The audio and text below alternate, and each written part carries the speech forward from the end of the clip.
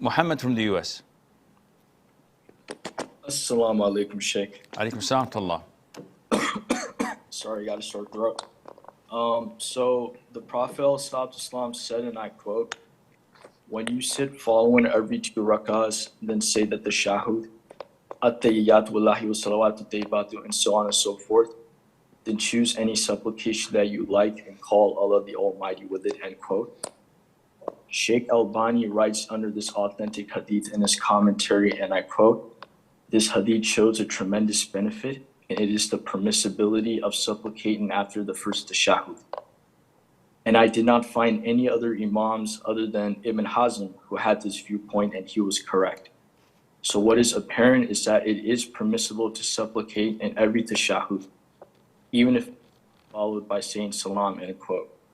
Sheikh, based on this authentic evidence, what I wanted to ask you was, would it be considered bid'ah or an innovation if I were to make a supplication after the first tashahhud and all my obligatory and optional and sunnah prayers? Jazakallah khair. Wa jazakum. First of all, the hadith is crystal clear, but it does not indicate whether this is the first tashahhud or the second tashahhud. So those who said it is in any tashahhud, as you've quoted about Shaykh al-Albani and Imam Ibn Hazm, they have an evidence. However, if you look at the other evidences, you will find that the Prophet ﷺ used to offer at-tahiyyat in the first tashahhud, and he was very quick in it, as per the hadith of Wa'il ibn Hujr, may Allah be pleased with him, and others.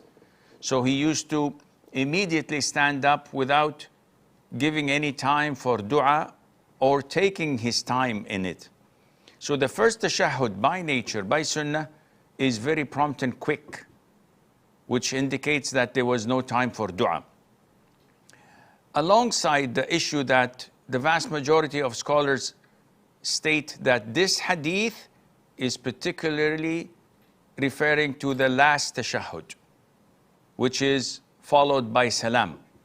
So it's not the first tashahhud, rather it's the last tashahhud, and I've asked some of the major scholars about this, and they stated what I just did.